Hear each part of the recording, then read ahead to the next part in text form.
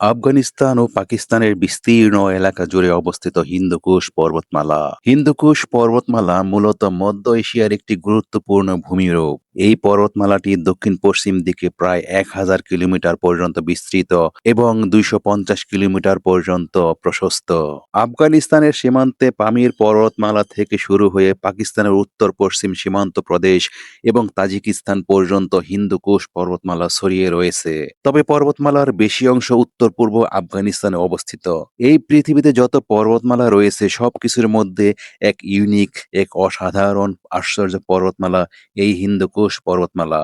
এর প্রধান কারণ হলো এক্সট্রিম ক্লাইমেট জোন। আপনি যদি কখনো পাকিস্তান কিংবা আফগানিস্তানের কোনো অংশ থেকে এই হিন্দুকুশ পর্বতমালায় ঘুরতে যান, তাহলে দেখবেন যে বিশাল বিশাল খাড়া পাহাড়ের একেবারে পাদদেশ দিয়ে বয়ে গিয়েছে নানা রকমের মাউন্টেন ভ্যালি। কোনো কোনো মাউন্টেন ভ্যালিটা একেবারে অ্যারিড, মানে শুষ্ক, রুক্ষ, ধূলিকণা বালিকণার মতো, সে যেন মাইলের পর মাইল সেগুলো চলে গিয়েছে। আবার কখনো কখনো দেখবেন বিশাল গ্লাসিয়ার, মানে বরফের সাগর, যেন বিশাল বিশাল বরফখণ্ড পাহাড়ের চূড়া থেকে নিচ দিকে এসে মাউন্টেন ভ্যালির ভিতর দিয়ে সাগরের মতো, নদীর মতো সামনের দিকে এগিয়ে যাচ্ছে। আফগানিস্তান এবং পাকিস্তানে যত রকমের নদী আছে, এর মধ্যে অসংখ্য নদীর উৎপত্তি হয়েছে হিন্দুকুশ পর্বত শ্রেণীতে থাকা গ্লাসিয়ারের যে বরফ গলা পানি, সেই পানি থেকে। হিন্দুকুশ পর্বতমালাকে বলা হয় পৃথিবীর সবচেয়ে গুরুত্বপূর্ণ জলাধারা, কারণ এশিয়া মহাদেশের জন্য গুরুত্বপূর্ণ ১০টি নদী হিন্দুকুশ পর্বতমালা থেকে উৎপন্ন হয়েছে। শুধু তাই নয়, উত্তর মেরু এবং দক্ষিণ মেরু বাদে হিন্দুকুশ পর্বতমালাতেই সবচেয়ে বেশি হিমবাহ রয়েছে। এসব হিমবাহ গলা জল বহু নদীর পানির যোগান দিচ্ছে। হিন্দুকুশ পর্বতমালা জুড়ে এবং এর পাদদেশে বসবাসকারী ১৩০ কোটি মানুষ এই পর্বত থেকে উৎপন্ন নদীর পানির উপর নির্ভরশীল।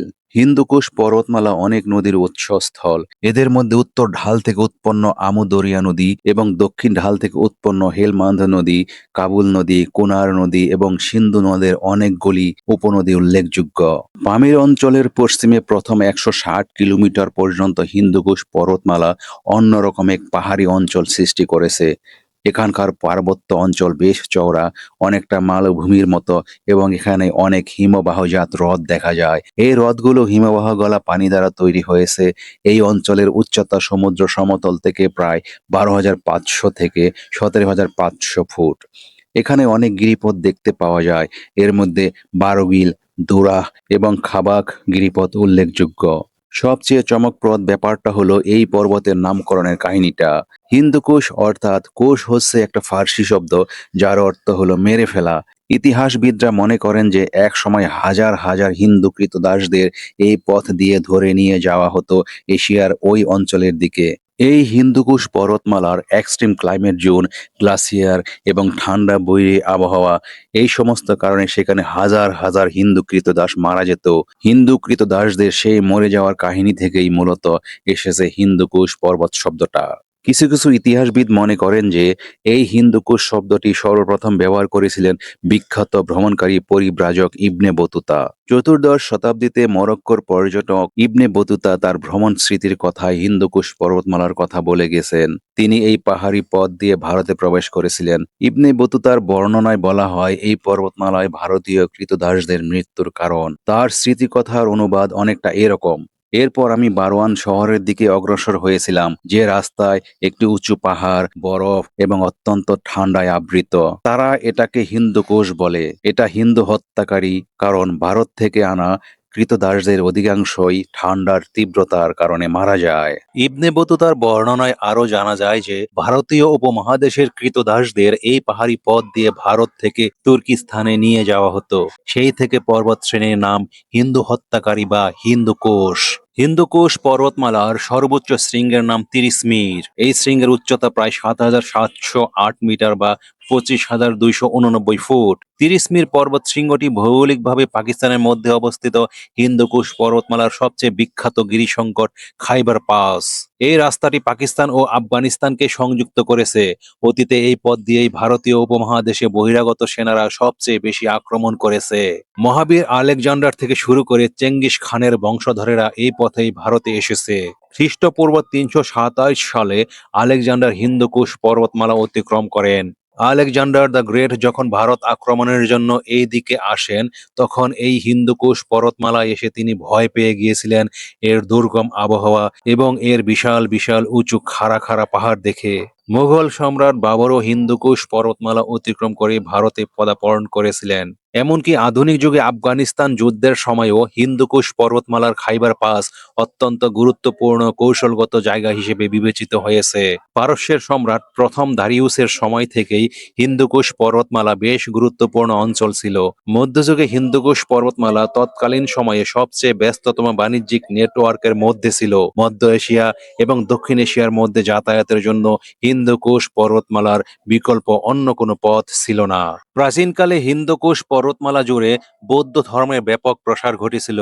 এখানে বৌদ্ধ ধর্মের বহু প্রাচীন পুরাকীর্তি পাওয়া গিয়েছে। হিন্দুকুশ পর্বতমালার দক্ষিণ পশ্চিম দিকে একটি বিশাল বৌদ্ধ মূর্তি ছিল। পাথর খোদাই করে নির্মিত সেই মূর্তিটি বামিয়ান বৌদ্ধ নামে পরিচিত ছিল। 2001 সালে তালেবান সরকার এই মূর্তিটি ধ্বংস করে দেয়। এই হিন্দুকুশ পর্বতমালার আফগানিস্তান এবং পাকিস্তান উভয় অংশে নানা জায়গায় এক ধরনের লোমশ ভেড়া দেখতে পাওয়া যায়। সেই ভেড়াগুলোর নামকরণ করা হয়েছে মার্কোপোলো। মার্কোপোলো হলেন ইবনে বতুতার মতোই আরেক পরিব্রাজক। বলা হয়ে থাকে তিনিও এই পর্বত আরোহণ করেছিলেন।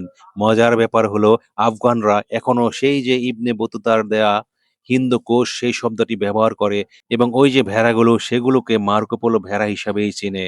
এই হিন্দুকুশ পর্বতমালাটি মূলত বিশাল হিমালয় পর্বতমালার একটি উপপর্বতমালা। এই হিন্দুকুশ পর্বতমালার রেঞ্জটি সুদূর আফগানিস্তান থেকে শুরু হয়ে প্রায় 1000 কিলোমিটার পাড়ি দিয়ে পাকিস্তান পার হয়ে সুদূর তাজিকিস্তান পর্যন্ত চলে গিয়েছে। এই গোটা 1000 কিলোমিটার রেঞ্জের মধ্যে প্রায় 3800 মিটার থেকে শুরু করে এমনও পর্বত শৃঙ্গ আছে যে এক একটা প্রায় 6 কিলোমিটার পর্যন্ত উঁচু। ভূতাত্ত্বিকভাবে হিন্দুকুশ পর্বতমালা এখনো সক্রিয় রয়েছে। এই পর্বতমালার পরিসীমা এখনো বাড়ছে।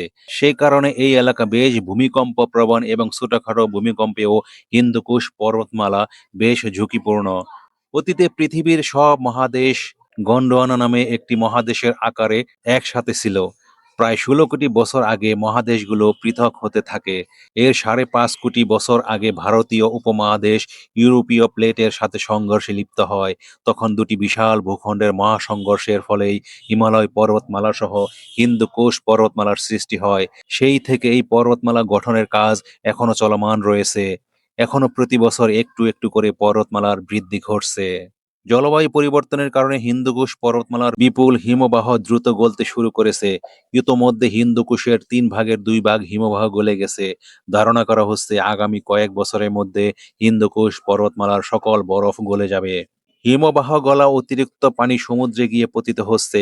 এর ফলে সমুদ্র পৃষ্ঠের উচ্চতা দ্রুত বৃদ্ধি পাচ্ছে। হিন্দুকুশ পর্বতমালার হিমবাহ দ্রুত গলে যাওয়ার কারণে ভারত, চীন, তিব্বত, নেপাল, পাকিস্তান ও আফগানিস্তান সহ বাংলাদেশও হুমকির মুখে পড়বে। ধারণা করা হচ্ছে এসব দেশের প্রায় 14 কোটি মানুষ সরাসরি ক্ষতিগ্রস্ত হবে। শুধু তাই নয়, হিন্দুকুশের সকল বরফ গলে গেলে কলকাতা, চেন্নাই, মুম্বাই, কোচি, সুরাট, বিশাখাপত্তনম সহ ভারতের অধিকাংশ সমুদ্র নিকটবর্তী শহর পানির নিচে তলিয়ে যাবে।